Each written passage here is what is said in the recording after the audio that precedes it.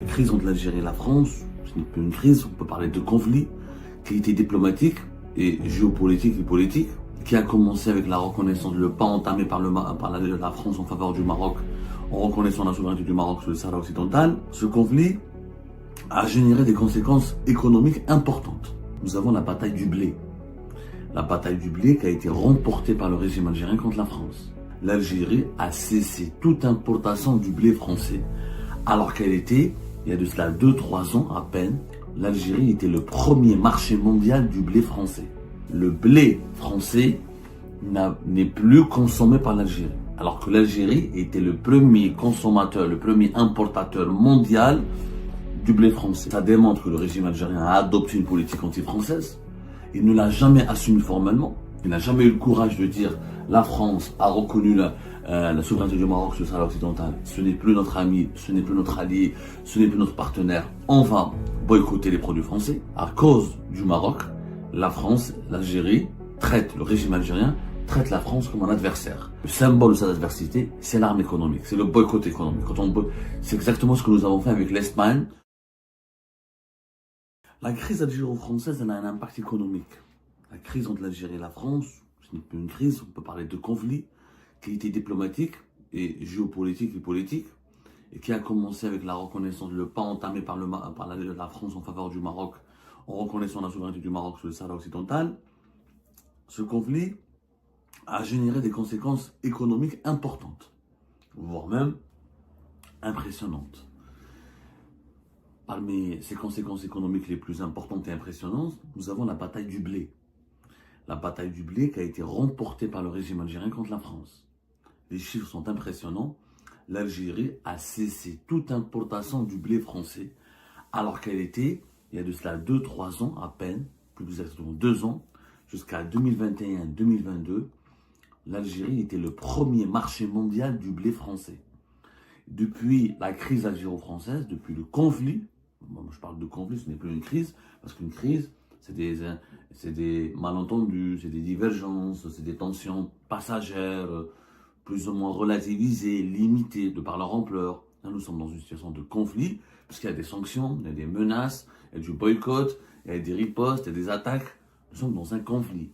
Le blé français n'est plus consommé par l'Algérie, alors que l'Algérie était le premier consommateur, le premier importateur mondial du blé français, le premier consommateur étranger du blé français.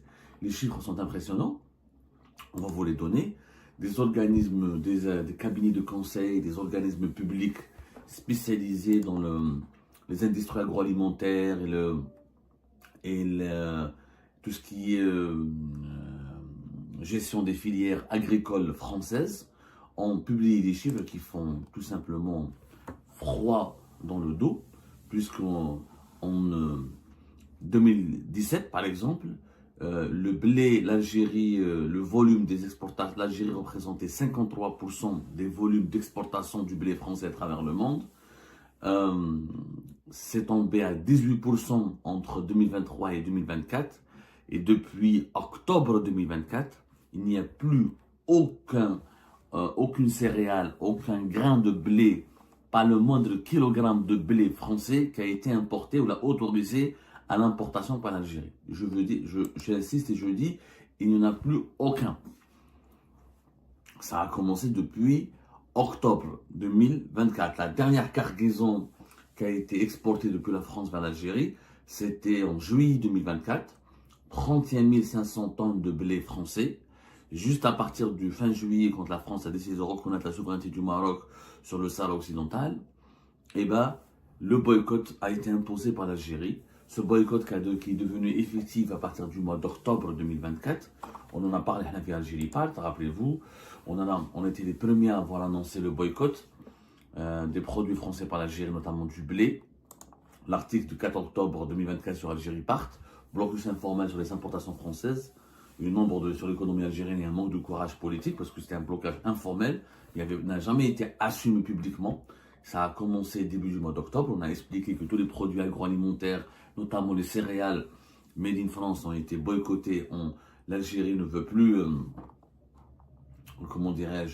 acheter du produit français, notamment des produits agricoles, Le boycott a commencé vis-à-vis des produits agricoles et des produits agroalimentaires, notamment les céréales. Des instructions verbales ont été communiquées aux banques algériennes pour empêcher toutes les opérations d'importation, pour les bloquer, toutes les opérations d'importation depuis la France.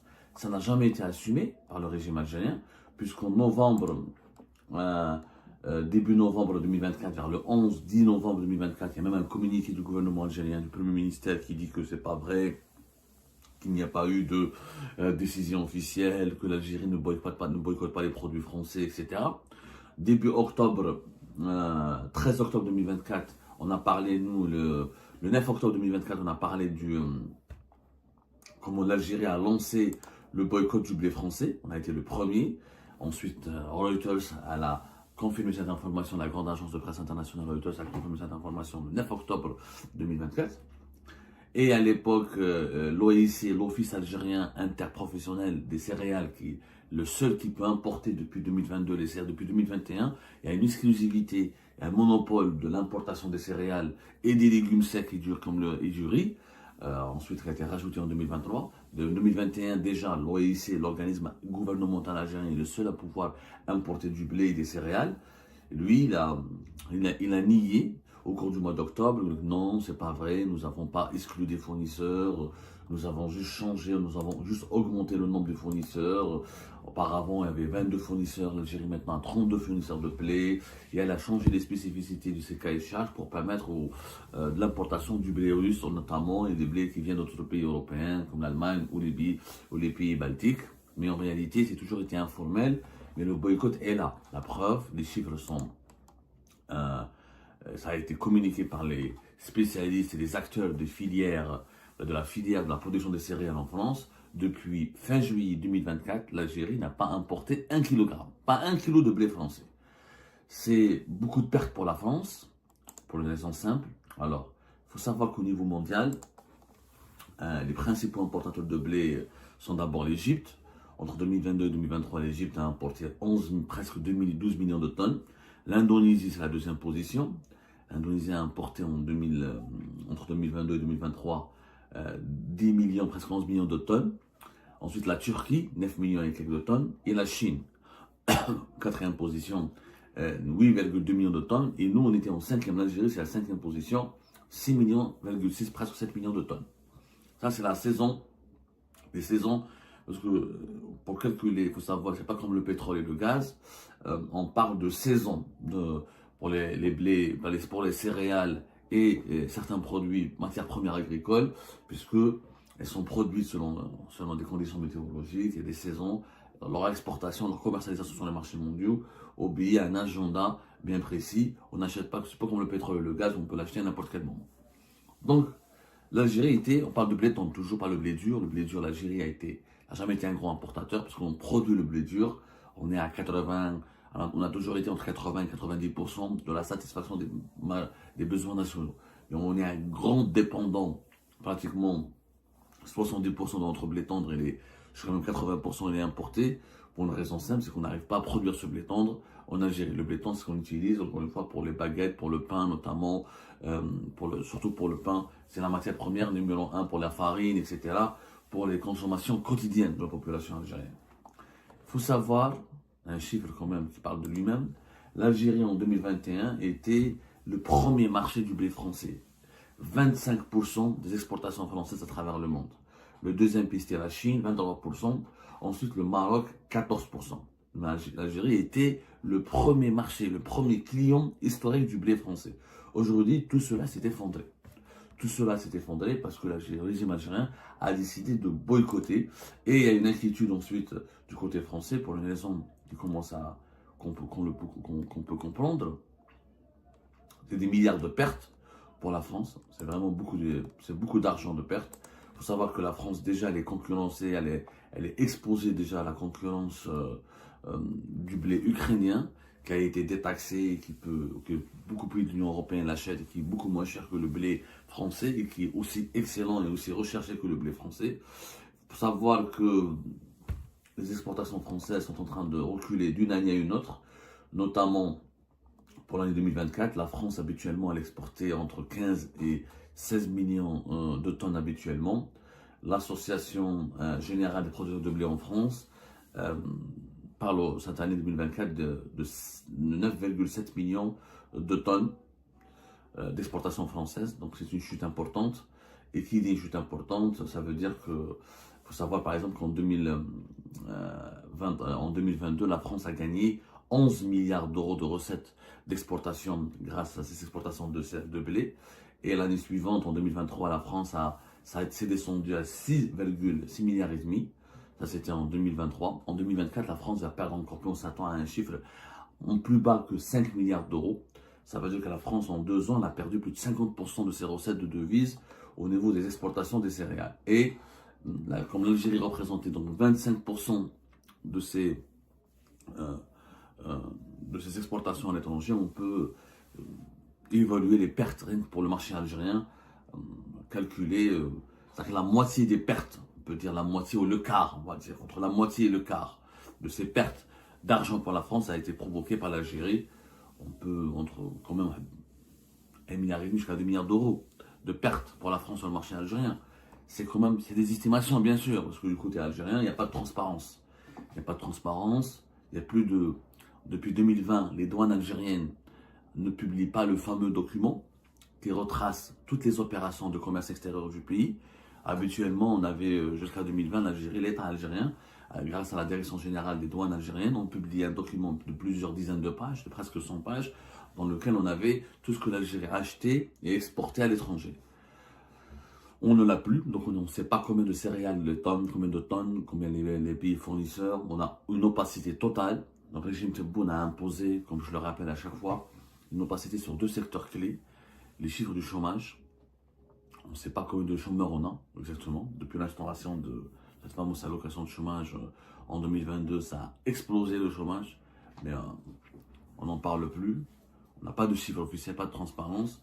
Et les exportations du pays, il n'y a plus de transparence parce que ce fameux document cadre stratégique des douanes algériennes qui nous dit les pays qui nous sont nos fournisseurs, qui sont nos clients, et combien d'argent entre et sort du pays, et bien ce document est aussi censuré et personne ne l'a publié au niveau de la Direction générale des douanes. En tout cas, l'instance qui est chargée de le publier, elle ne le fait plus depuis 2020. On a l'Office national des statistiques qui publie de temps à autre des chiffres sur le commerce extérieur, mais il ne donne pas des détails où c'est poussé, où c'est approfondi, comme le font les douanes algériennes. C'est leur métier, le commerce extérieur, le contrôle et la surveillance du commerce extérieur, c'est leur métier. Donc, Madame Benneche, on ne sait pas quel est l'impact sur l'Algérie, comment l'Algérie a fait pour remplacer le blé français. Certainement, c'est le blé russe, mais combien est-ce que le blé russe nous coûte moins cher que le blé français? Est-ce qu'au niveau de son transport, de sa logistique, est-ce qu'on est gagnant? Est-ce que l'Algérie a gagné de l'argent en boycottant le blé français au profit du blé russe? Ça, on n'a aucune idée. On est dans pleine opacité. Il y a des experts qui disent oui, non, non, mais comme il n'y a pas de document, comme il n'y a pas une documentation sérieuse dans ce domaine, on s'interroge. S'il n'y a pas eu de gain sur le plan économique, il y a eu un gain sur le plan politique, parce que le régime algérien, encore une fois, a infligé une défaite importante à la France en ce qui concerne son commerce extérieur des céréales et du blé. Et l'Algérie, qui était donc un marché stratégique, est aujourd'hui totalement fermée et verrouillée au blé français. Ce qui explique, ce qui démontre, donc d'abord, ça démontre que le régime algérien a adopté une politique anti-française. Il ne l'a jamais assumé formellement.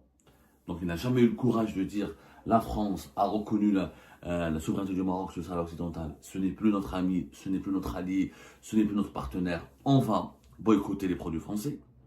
Comme on n'a pas de document officiel, comme on n'a pas le bilan de la Direction générale des douanes algériennes, on ne sait pas s'il y avait d'autres produits. Est-ce que les voitures, est-ce que les machines françaises, est-ce que d'autres produits. Parce que la France était notre deuxième fournisseur. Quand même, la France, l'Algérie importe depuis la France en 3,5 milliards jusqu'à 4 milliards d'euros. Le chiffre plus exact, c'est 3,5 milliards, 3,5 milliards et quelques. Est-ce que toutes les opérations de commerce extérieur vis-à-vis de la France ont cessé? Elles ont été réduites à leur strict minimum. Elles n'ont pas totalement cessé. Il n'y en a pas encore de chiffres. On a des chiffres et des données que du côté français, puisque l'opacité du côté algérien est totale.